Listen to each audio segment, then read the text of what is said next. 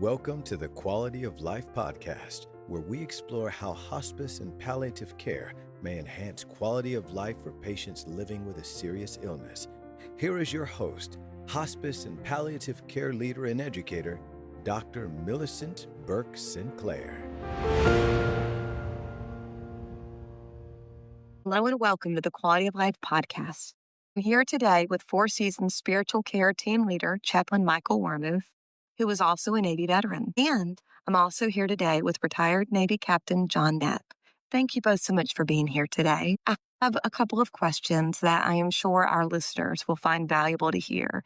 But first, let's just find out a little bit more about each of you and why you're so passionate about veterans receiving high quality care and being honored within services. Certainly, that is something that Four Seasons has been dedicated to. We're dedicated to high quality care for everyone, but we have a really special program for veterans, and I'd love for y'all to share. I'll start. Thank you, Melissa. This is John Knapp, and I'll go back to 2014. That's 11 years ago here in Henderson County when I was the president of the Military Officers Association local chapter in Western North Carolina.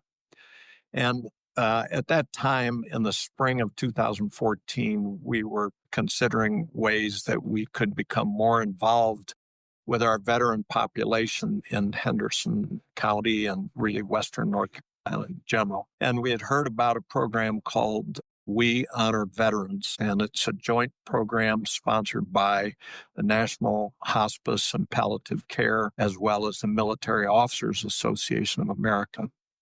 So we thought that would be a good idea to bring that program to this area, and we reached out to Four Seasons to ask them if they would be interested in partnering with us. And interestingly enough, with that very first meeting, they said that coincidentally, they were looking for a partner to bring that same program here. So from the get-go, that would have been spring of 2014, we began that program here. I'm so incredibly thankful for that.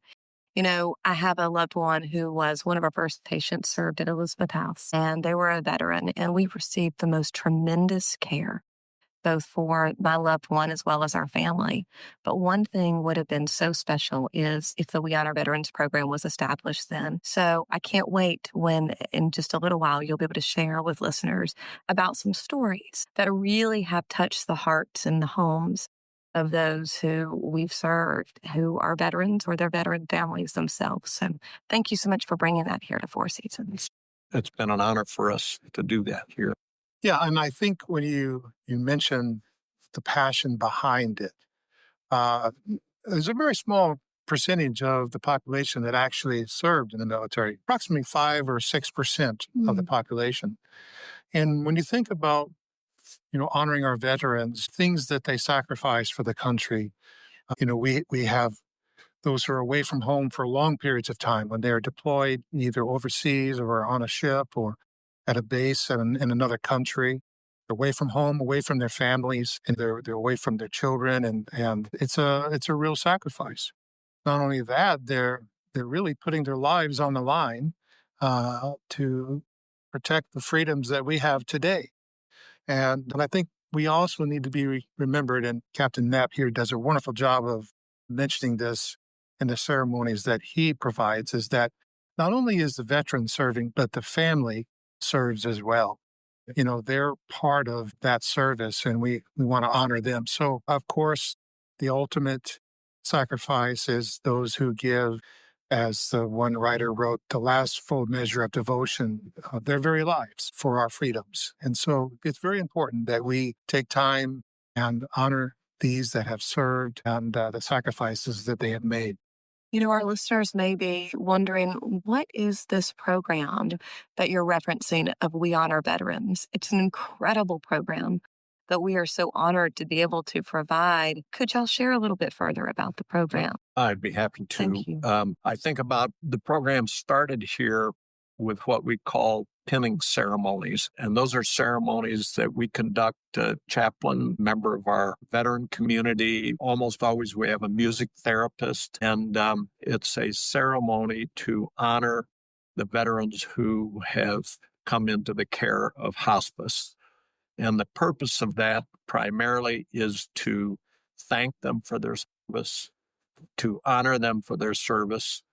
And the program initially started almost 20 years ago when we were recognizing the fact that we were losing our World War II veterans at a very rapid rate. And not to be stuck on statistics, but we had a little over 16 million men and women in uniform in World War II. And when we began this program here in Western North Carolina 11 years ago, there were a little over 400,000 veterans remaining. Today, there are 45,000 World War II veterans remaining. So this program and why we feel so personally involved with it is to make sure that every veteran, whether it's World War II, Korea, Vietnam, Gulf Wars, any of our conflicts, whether they were in a conflict, whether they were not in a conflict or armed, they are thanked for their service. And as Michael just said, it's a family affair for many of them with wives, dependents, children at home who are suffering. They are missing birthdays, anniversaries, special holidays where their loved ones are gone. So we did our very first pinning ceremony in November of 2014. And I think we're up, what's our number, Michael? 1,178 pinning ceremonies that we have been honored to do in Western North Carolina. And it goes all the way to the border. So we, not only the Hendersonville area or the Asheville area, but all the way to the Tennessee border that we can support our veterans. All throughout the 14 counties we serve. And that's Correct. so important. I wonder also if that may be an opportunity where you could share about partnerships that our We Honor Veterans program is a part of and how key that is. Thanks. Thank Great you. question.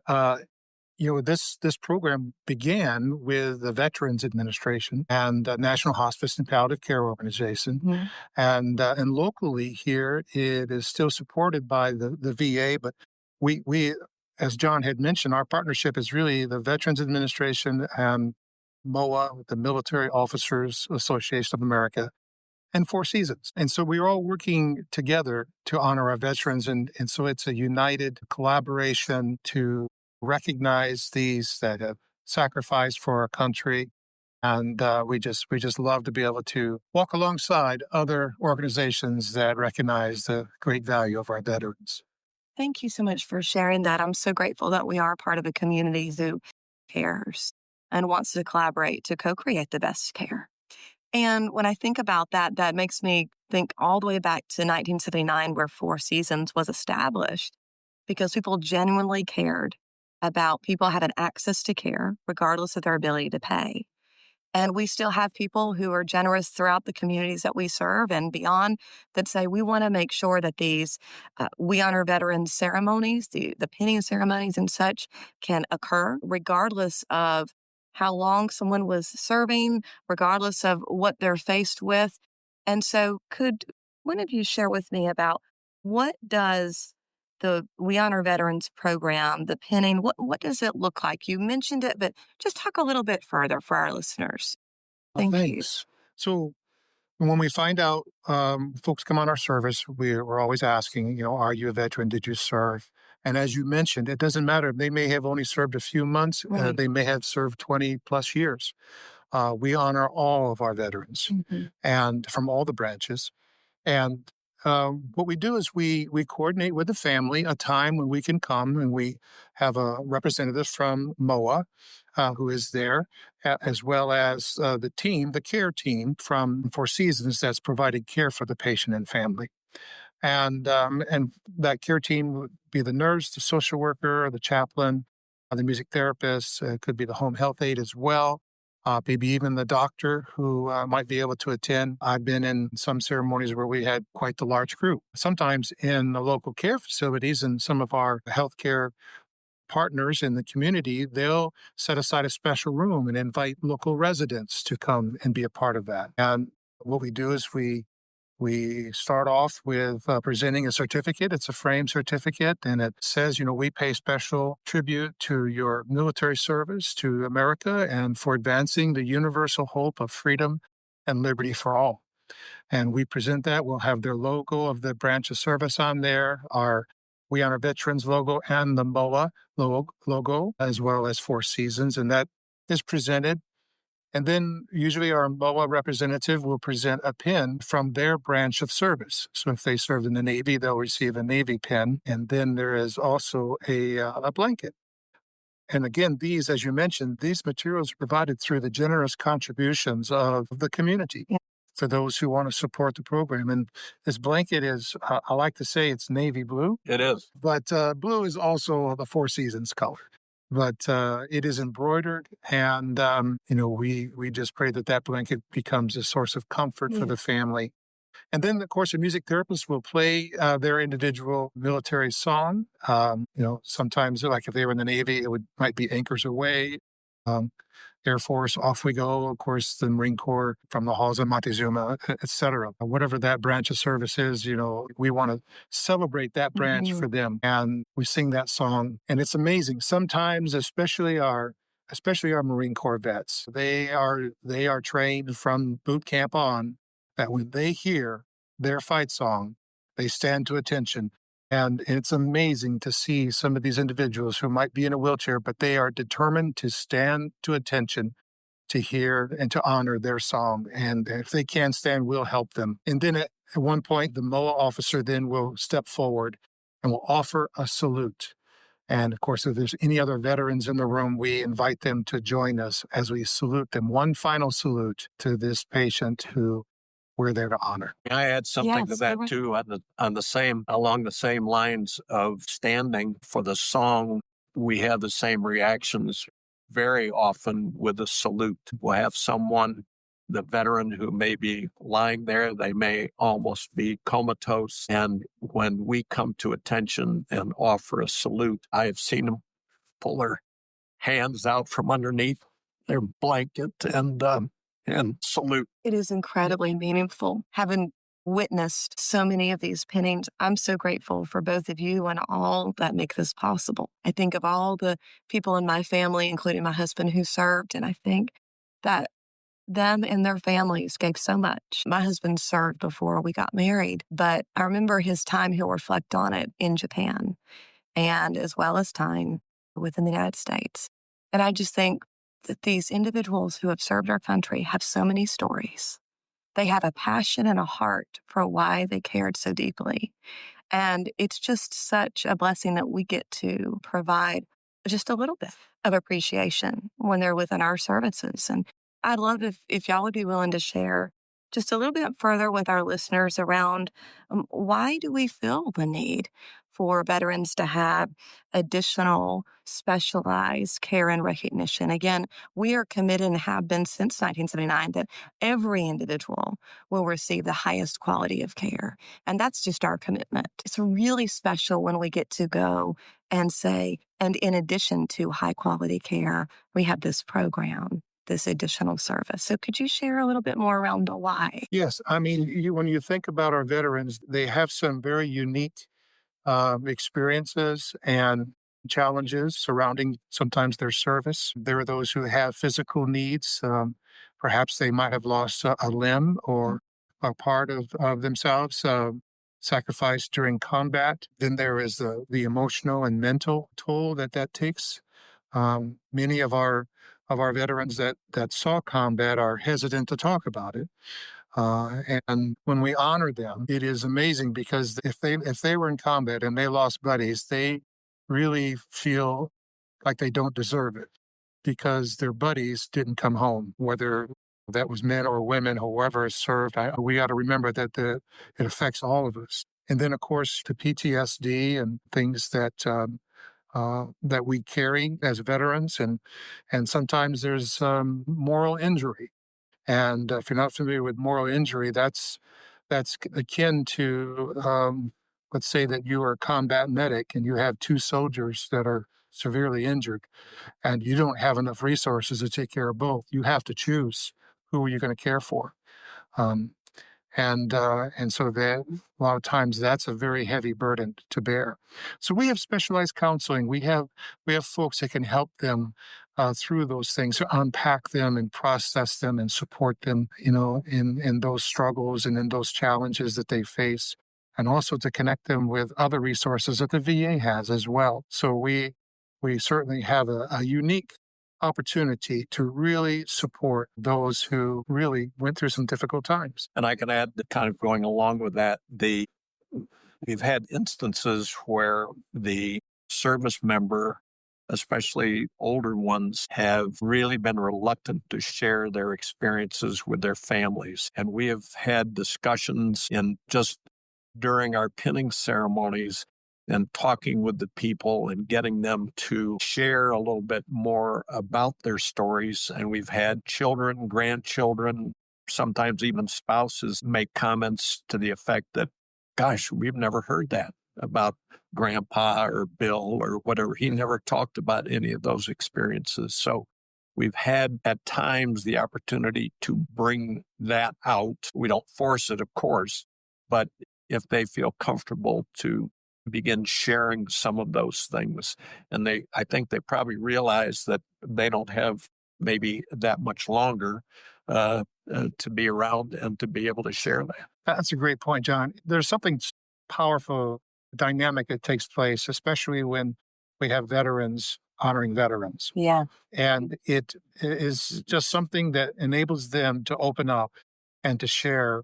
And like you said, the family is amazed. They're like, he's never talked about his service, or she's never talked about her service, or, it was just eye-opening for them. And so I think that's a very powerful point. Yeah, I've heard a couple of times them say, the family members say, we had no idea he did that, or we've never heard that before. That's something that he never talked about before. So, talking about stories, it makes me wonder if y'all have a couple that have stood out in your mind that you'd be willing to share today. Sure, I can give you one that was very emotional for me, at least. And that was at Elizabeth House doing a pinning ceremony for a Vietnam veteran.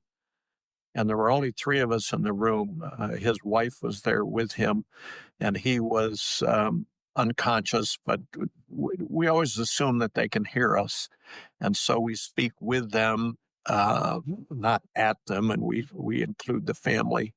And when I got near the end of thank you and thanking him for his service, his wife was in tears, and through her tears said that was the first time he had ever been thanked for his service. And we all know, if we're old enough, we know that what it was like coming back from Vietnam for very, very many of those people. And they were shunned, and it was not a very welcoming home type of scenario. And he had been caught up in that, and he had never been thanked. And so she was so grateful that we were able to thank him before he passed. That was one of the more emotional ones, meaningful and memorable ones for me. Yeah, and that is so true. Our Vietnam veterans, it's such an honor to thank them because of the difficult climate that they came home in. And I want to mention one of our own, so to speak. He was a member of MOA. In fact, he was a president at one time of the Western chapter. John also served in that role.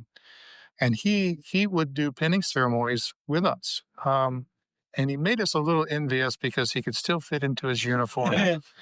He would show up in his Navy captain uniform, and he looked so sharp. But his name is Mike Cavell, and he's one of our own. And he had a quick decline. It was unexpected. It was at the hospital. It was really after hours. And we were able to arrange to get the team together.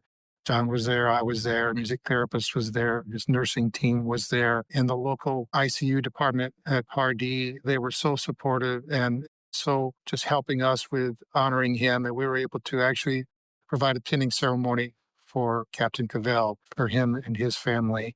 And what a precious moment. Even his pastor was there. It was just a wonderful moment to honor one of our own. So there's so many stories. We have honored some people that are pretty famous. Joe Clemens is one who who we honored. And I think that was the largest group of MOA members. There must have been a dozen MOA members for that one. Joe Clemens was a veteran from the Korean War, and he is the one that they wrote the movie about, starring Gregory Peck, called Pork Chop Hill, and that was about his life and his fight on that battle. And he was on our service, and so it was a tremendous honor to honor him. Just real quick, a gentleman who was a pilot who flew over Cuba taking pictures during the Cuban Missile Crisis, quartermaster who handed the flag to the Marines who carried it up the hill of Mount Suribachi on Iwo Jima. The stories are just amazing, and the connections that we make, but it's just truly an honor, and these stories will be with us forever. Several of the stories that you both shared today or in the past make me think about our commitment to the community of providing care with dignity, care with compassion, and care with respect. But what I heard as you were sharing is our staff and then the partners throughout the community who make this possible, the volunteers who make this possible, the donors who make this possible, truly, genuinely believe in respect and dignity and compassion. And I'm just incredibly grateful. And I want our listeners to know that if there is a veteran in your life and a veteran who you think may be needing care, call Four Seasons, because we can assure that they will receive the very best care and be able to have the opportunity presented to them of a We Honor Veterans pinning ceremony. And I think if you've not experienced it, a pinning ceremony may sound nice, but maybe not quite get the full effect. I can just tell you that it is incredibly heartfelt and so moving. And people deserve that kindness. And I'm just incredibly grateful. In our final few minutes, is there anything else you'd like to share with our listeners? Speaking for myself, very personally, when I leave these ceremonies after doing a pinning ceremony and speaking with the family, and spending time with the families, I am just, I'm uplifted, and I really feel that I personally have done something. I get more out of it than the families do. I can tell you that. It means the world to me to do these ceremonies and be with fellow veterans and to bid them farewell. And as we say in the Navy, farewell and following seas is what we wish them on their journey to the next destination. I'm so grateful for the bravery, the courage, just the willingness for those who have chosen and choose to serve our country through the military. And it's a real honor that we get to recognize them here at Four Seasons. And I'm thankful for both of you and your leadership in making sure that we do continue this on. And so just want to say thank you to each of you.